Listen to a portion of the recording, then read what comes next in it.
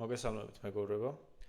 ეს არის პირველი ვიდეო ალგორითმების კურსის. კურსი არის განკუთვნილი დამწყებთათვის, ანუ იმ ადამიანებისთვის, რომლებსაც არ ქონიათ შეხება ალგორითმებთან, საერთოდ არ იციან რა არის ალგორითმი, ან ქონიათ მინიმალურ დონეზე. დავიწყოთ თავდაპირველად განმარტებით, თუ საერთოდ რა არის ალგორითმი. ალგორითმი არის მოცემული ამოცანის ამოხსნის გზა. ნახოთ ახლა კონკრეტული მაგალითი. და უფრო მეტად გასაგები გახდება ეს განმარტება. თქვათ გვაქვს ესეთი ამოცანა მოცემული. ვიპოვოთ მაქსიმალური ელემენტი მოცემულ მასივში. ანუ ამოცანა გვაძლევს ჩვენ რაღაც მასივს, ამ შემთხვევაში ეს არის მასივი, რომელიც შედგება 8 ელემენტისგან და ჩვენგან ელოდება, ანუ ჩვენი ალგორითმისგან ელოდება, რომ ამ მასივში იპოვის ყველაზე დიდ რიცხვს, ხო? ეხლა ალგორითმი თავად, როგორც აღარ თქვით, არის ამოცანის ამოხსნის გზა. ეხლა ნახოთ რა შეიძლება იყოს ამ ამოცანის ამოხსნის გზა, ხო? აი ერთ-ერთი ამოხსნის გზა შეიძლება შევიმუშაოთ ესეთი. რომ თავდაპირველად დავუშვებთ, რომ პირველი ელემენტი ამ მასივის არის მაქსიმალური. შემოვიღებთ ცვლადს, თქვათ დავარქვევთ mx და მასში შევინახავთ პირველ ელემენტს, ანუ 10. ამის შემდეგ გავივლით მასივში, მასივში გავლა ნიშნავს მასივის პირველ ელემენტთან დაწყებას და გასვლას ბოლო ელემენტამდე. გავივლით მასივში და თუ წავაწყდებით ისეთ ელემენტს ამ მასივში, რომელიც უფრო დიდია, ვიდრე ჩვენ, რაც შევინახეთ mx ცვლადში, მაშინ mx ცვლადში შევინახავთ ამ ელემენტს. აი ხა ჩამოვაყალიბოთ ეს მოკლედ ქართულად, ანუ გავივლით მასივს თუ ვიპოვით უფრო დიდ ელემენტს თუ გავგებროთ ის წერ, მაგრამ თუ ელემენტს ვიდრე mx ცვლადშია mx-ში შევინახავთ ამ ელემენტს. მოკლედ დავწერთ. ნადან ბოლო ეტაპი იქნება, რომ დავაბრუნებთ ამ mx ცვლადს. კარგით. ახლა ნახოთ ეს ალგორითმი როგორ მუშაობს, ხო? აი თავდაპირველად დავიწყეთ და თქვათ mx-ში შევინახეთ 10, ხო? და დავიწყეთ ამის შემდეგ მასივის გავლა. პირველ ელემენტი არის 10, 10-ზე მეტი არ არის, ამიტომ ამ ელემენტის შესახებ არაფერს არ ვაკეთებთ. გადავდივართ შემდეგ ელემენტზე. შემდეგ ელემენტი არის 17, 17 იმაზე დიდია, რაც გვაქვს შენახული max-ში, ანუ mx ცვლადში, შესაბამისად გადავაწერთ mx-ში, რაც არის იმას მიმდინარე ელემენტს, ანუ 17-ს. კარგით, გადავდივართ შემდეგ ელემენტზე. შემდეგ ელემენტი არის 2, 2 არ არის 17-ზე მეტი, შესაბამისად 2-ს უბრალოდ ვაიგნორებთ და გადავდივართ შემდეგზე. შემდეგი არის 22, 22 მეტია იმაზე, ვიდრე გვაქვს შენახული mx ცვლადში, mx-ში გვაქვს 17, წავშლით 17-ს და დავწერთ 22-ს. შემდეგ გადავდივართ 26-ზე, იგივე 26 მეტია 22-ზე, ანუ წავშლით 22-ს და ჩავწერთ აქ 26 mx ცვლადში. შემდეგ შეხვდება მეორე 26, 26-ზე მეტი არ არის, ამიტომაც ამას დავაიგნორებთ. შემდეგ შეხვდება 1, 1-ც არ არის მეტი 26, ამასაც დავაიგნორებთ და 11, 11-ც არ არის 26-ზე მეტი, დავაიგნორებთ ამასაც. ანუ ამ გავლის შემდეგ აღმოჩნდება, რომ mx ცვლადში გვაქვს ყველაზე დიდი ელემენტი, რაც იყო მასივში. ეხლა ლოგიკურად რომ ვიფიქროთ, სხვა ელემენტი რომ ყოფილიყო ამ მასივში, აი თქვათ აქ, თქვათ იყო 27, ხო, რომელიც იმაზე მეტი იყო ვიდრე mx, ანუ საწინააღმდეგო რო დავუშვოთ. ესეთი ელემენტი რო ყოფილიყო, მაშინ ჩვენი ლოგიკის მიხედვით, რომელიც აქ ჩამოვაყალიბეთ, ეს უფრო დიდი ელემენტი გადაეწერებოდა mx. ანუ რადგანაც mx-ში უფრო დიდი არ წერია და წერია მაგალითად 26, ეს იმას ნიშნავს, რომ ამ მასივის გავლის დროს და ჩვენ გავიარეთ მასივის ყველა ელემენტი, ანუ ყველა ელემენტი შევამოწმეთ, არც ერთი ელემენტი არ გახდათ 26-ზე მეტი. შესაბამისად, ამ ალგორითმის დასრულების შემდეგ mx ცვლადში ჩვენ გვექნება მასივის მაქსიმალური ელემენტი. აი ეს სამი ეტაპი, რაც ჩვენ ჩამოვაყალიბეთ, აქ ცვლადის აღწერა, შემდეგ გავლა და თუ დიდს ვიპოვით, რომ გადავაწეროთ mx, შემდეგ რომ დავაბრუნოთ mx, ეს mx ცვლადი, ეს წარმოადგენს ალგორითმს. როგორც ხედავთ, ალგორითმი თავად ეს არის სიტყვიერად ჩამოყალიბებული რაღაც ეტაპები, ანუ რაღაც გადაჭრის გზა, ხო, ამოცანის გადაჭრის გზა. რაც სხვა ადამიანს რო გაუზიაროთ, მისთვის გასაგები იქნება, თუმცა ჩვენ თუ გვინდა რომ კომპიუტერმა შეასრულოს ეს ალგორითმი, ცხადია, მაშინ კომპიუტერს უნდა დეველოპეროთ თავის ენაზე და როგორც ვიცით, ამის არსებობს პროგრამირების ენები და კონკრეტულად ამ კურსში ჩვენ გამოვიყენებთ Python-ის პროგრამირების ენას. ამის გასაკეთებლად. ეხლა ვნახოთ ეს ჩვენი ალგორითმი, როგორ გამოიყურება Python-ის პროგრამირების ენაში. წავშალოთ ეს და გავხსნათ ესეთი ფუნქცია. ანუ გვაქვს განსაზღვრული ფუნქცია, რომელსაც ქვია findMax, ნებისმიერ სხვა სახელი შეგიძლიათ დაარქვათ, რაც არის ვალიდური, ეხლა უბრალოდ findMax ლოგიკურად ჟღერს. და ეხლა ნახეთ დავაკვირდეთ ამ ფუნქციაში რა ხდება. ფუნქცია იღებს პარამეტრად massivs, ხო? ანუ c-ას მთელი რიცხვების. ეხლა საიდან მოვიდა ეს? რომ მაგალითად რატომ იღებს c-ას და არ იღებს მაგალითად, თქვათ, მხოლოდ ერთსალ int-ს, ან რატო არ იღებს მაგალითად string-ს, ან სხვა ნებისმიერ მონაცემს, ხო? ცხადია, ჩვენი ფუნქციის, ანუ იმ ფუნქციის, რაშიც შემდეგ ჩვენ ალგორითმს დავწერთ, მისი პარამეტრები ემთხვევა ამოცანის მოცემულობას. ანუ თუ ამოცანა გვეუბნება, რომ მოცემული გვაქვს მასივი, მაშინ ცხადია ჩვენს ფუნქციაში გვექნება პარამეტრად მასივი, ხო? თუ ახლა ამოცანაში მაგალითად იყო, რომ გვაცემული გვაქვს ერთი რიცხვი მაგალითად, ხო? ანუ ორი რიცხვი, ან 10 რიცხვი. მაშინ შესაბამის პარამეტრებს ავწერთ ჩვენი ფუნქციისთვის, ხო? ანუ ეს ფუნქციის პარამეტრი გამომდინარეობს სრულად იმისგან, თუ რა არის მოცემული ჩვენს ამოცანაში, ხო? ანუ რა inputs გვაძლევს. ხო, რა მონაცემს გვაძლევს ჩვენი ამოცანა და შემდეგ ამ ამოცანაზე გვისვამს რაღაც კითხვას, ხო? ამ შემთხვევაში გვისვამს კითხვას, რომ უნდა ვიპოვოთ მაქსიმალური ელემენტი. ეხლა რა არის მაქსიმალური ელემენტი მოცემულ მასივში? რა იქნება? ეს იქნება ერთი ცალი მთელი რიცხვი, ხო? ეხლა შეიძლება აქ მოგეჩვენოთ, რომ 2 მაქსიმალური აქვს, მაგრამ ამ შემთხვევაში ესენი 2-ვე მაქსიმალურია და შესაბამისად უკან ვაბრუნებთ ერთ რიცხვს, ხო? ერთ-ერთს აქედან. რომელიც იქნება 26, ხო? შესაბამისად, ეს დასაბრუნებელი მნიშვნელობა, რომელიც წერია, რომ არის int-ი, ესეც გამომდინარეობს ამოცანისგან. ანუ ამოცანა რადგანაც გვეკითხება, რომ ერთი რიცხვი მჭირდება, რომელიც იქნება მაქსიმალური ელემენტი მასივში, შესაბამისად, ეს გადაითარგმნება ფუნქციის დასაბრუნებელ მნიშვნელობაში. ანუ ფუნქცია დააბრუნებს ერთ რიცხვს. მოკლედ, ეს გავიარეთ ფუნქციის დასახელება, პარამეტრები და დასაბრუნებელი მნიშვნელობა საიდან მომდინარეობს. ახლა გავარჩიოთ უშუალოდ ფუნქცია, ხო? შემოვიღეთ რაღაც სვლადი, ნუ ჩვენს ალგორითმში ამას ერქვა mx, აქ ქვია max value, არანაირი მნიშვნელობა არ აქვს. რა ერქმევა ეს არის int და მივანიჭოთ პირველი მნიშვნელობა. ეხლა როგორც მოგეხსენებათ, მასივის ინდექსირება იწყება 0-დან, შესაბამისად პირველი ელემენტის წვდომისთვის ვწვდებით ნულოვან ინდექსზე მყოფ ელემენტს, ხო? შემდეგ გავივლით ამ მასივს, ხო? გავლა რას ნიშნავს? for ციკლით გავივლით ყველა ელემენტს, ხო? ანუ x მიიღებს ყველა მნიშვნელობას, თავდაპირველად x იქნება 10, შემდეგ იქნება 17, შემდეგ 2, შემდეგ 22, ასე შემდეგ 11-ის ჩათვლით, ხო? და ეს for-ში არსებული კოდი, რასაც ჩვენ დავწერთ, შესრულდება ყველა ამ x-ის მნიშვნელობისთვის. კარგით. ეხლა ჩვენი ალგორითმი, როგორც გახსოვთ, იყო, რომ თუ მოცემული რიცხვი მეტია იმაზე, რაც max-ში გვიწერია, ანუ max value-ში, მაშინ max value-ს გადავაწერთ და შევინახოთ მიმდინარე რიცხვს, ხო? და ზუსტად ეგ წერია აქ Python-ის პროგრამირების ენაზე. და საბოლოო ჯამში ვააბრუნებთ max value-ს, ხო?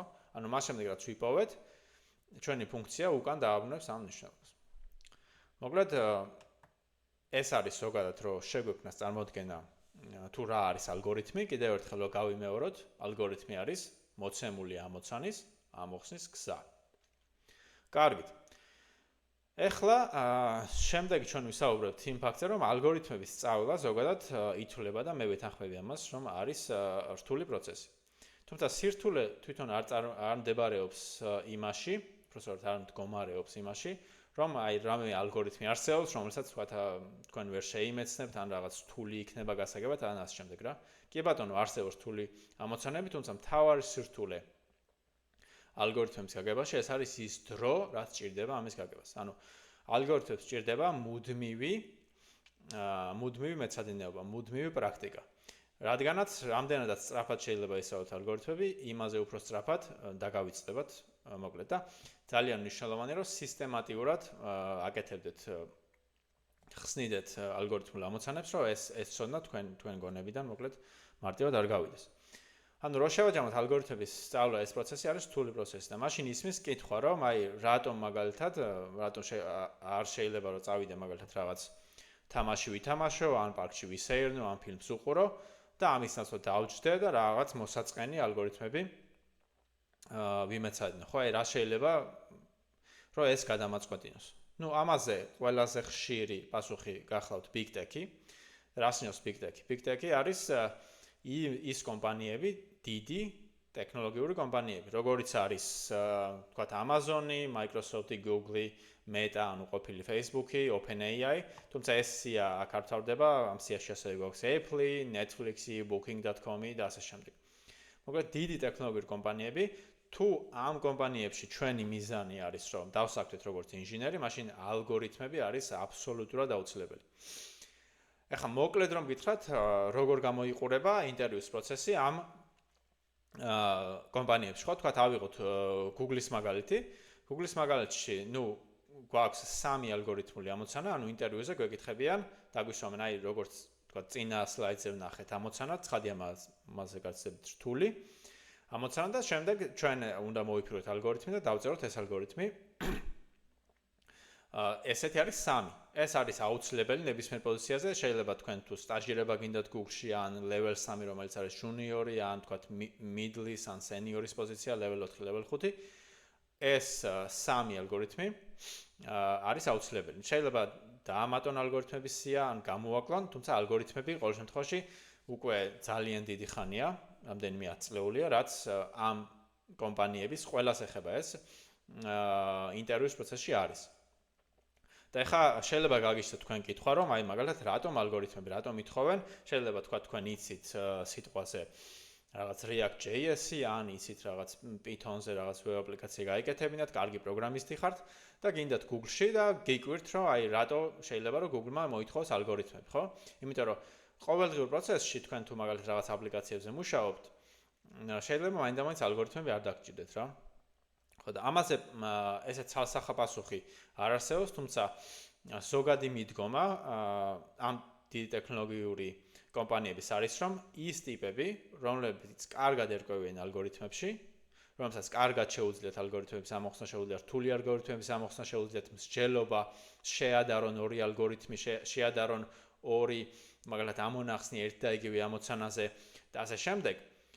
ეს კომპანიები თვლიან, რომ ასეთ ხალხს შემდეგ არ გაუჭირდება სხვა ტექნოლოგიური გამოწვევებთან გამკლავება. ანუ ასეთ ხალხს არ გაუჭირდება ახალი პროგრამირების ენის სწავლა, ახალი ფრეიმვორკის სწავლა, თუნდაც ახალი ფრეიმვორკის დაწერა, როგორც ვიცით, ჩვენ ბევრი ფრეიმვორკი, თუნდაც იგივე React-ი მაგალითად Facebook-იდან მომდინარეობს, ან Angular-ი Google-ისგან და სხვა კიდევ ბევრი მაგალითად Big Data-ზე სამუშაო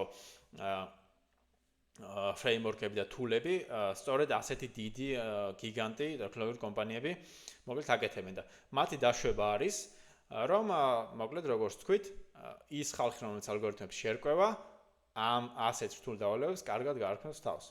ეხლა ეს არ ნიშნავს, რომ ის ხალხი მაგალითად, ვინც ალგორითმებს შეერკვევა, ცუდი პროგრამისტია ან რამე მსგავსი. მე პირადად ძალიან ბევრ პროგრამისტს ვიცნობ, ძალიან კარგ პროგრამისტს, რომელიც თქვათ ალგორითმებში ან არასდროს უსწავლიათ, ან სადეს და უბრალოდ აღმოაჩინეს, რომ არ აინტერესებთ.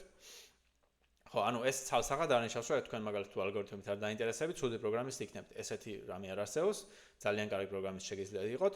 უბრალოდ ერთადერთი რაც არის, რომ დიდ კომპანიებში სამწუხაროდ თქვენთვის კარი იქნება დახურული.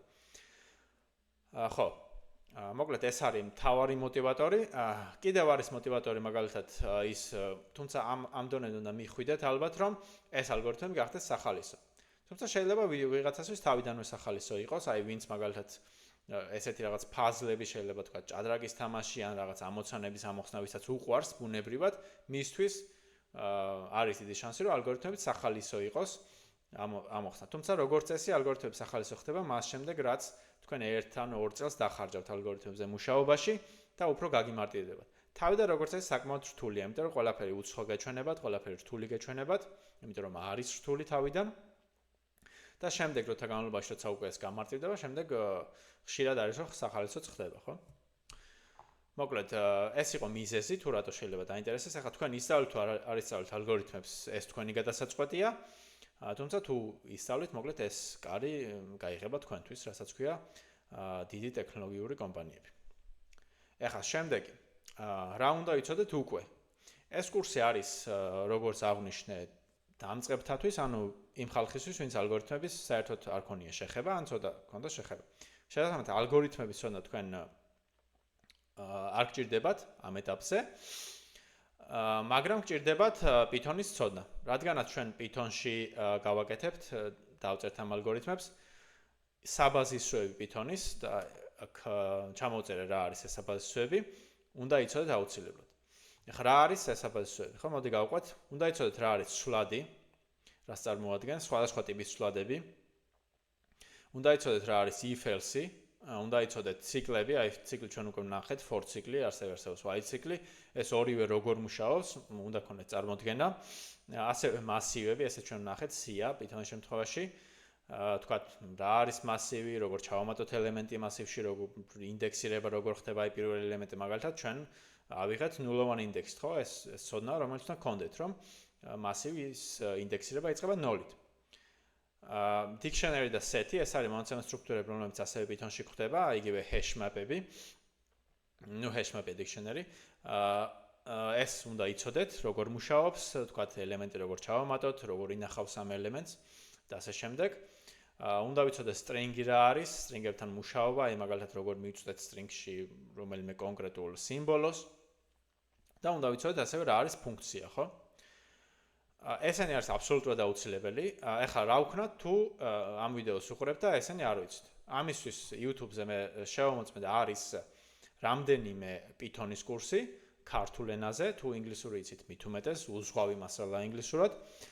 და უნდა ვქნათ მარტივი რამე შეხვიდეთ YouTube-ზე, ნახოთ ეს ვიდეო გაკვეთილები და ისწავლოთ ამ თემების შესახებ.